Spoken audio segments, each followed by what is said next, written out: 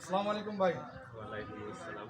ভাই আপনি কেমন আছেন? হ্যাঁ ভাই, ইনশাআল্লাহ আমি ভালো আছি। ভাই, আপনার নাম কি? আমার নাম মোহাম্মদ আবু রায়হান। আপনার বাসা কোথায়? আমার বাসা হচ্ছে পাওটনা হাট। আপনার হাতে ধুন্দুল দেখতেছি, এটা কি ধুন্দুল?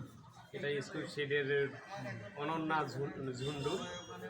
আপনি কত জায়গা লাগাইছেন এটা? এটা আমার এই 11% মাটিতে।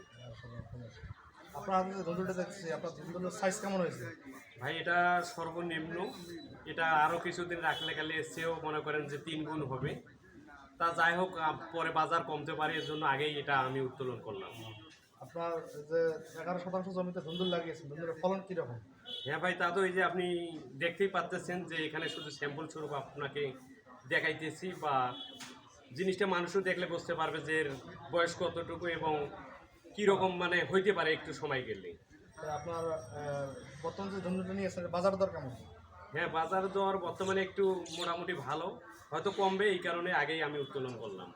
তো আগামীতে এই ধুন্দুল কি বাজারজাত করা যাবে? হ্যাঁ ইনশাল্লাহ, এটা 100তে 100 আশাবাদী, যে কোনো কৃষক যদি এটা লাগায় তবে কেউ ঠকবে না। আপনি কি এটা করবেন? জি ইনশাল্লাহ। প্রিয় দর্শক, আপনারা দেখলেন যে আমরা একজন চাষির সাথে কথা বললাম। চাষি মোহাম্মদ আবু রাহান ভাই, তিনি এসকিউ অন্য ধুন্দুল লাগিয়েছিলেন এবং এর ফলন যেটা হয়েছে আশার অনেক ভালো ফলন হয়েছে এবং এই ফলনে উনি অনেক খুশি। তাই আপনারা এই ধুন্দুল আগামীতে লাগাইতে পারেন ইনশাল্লাহ।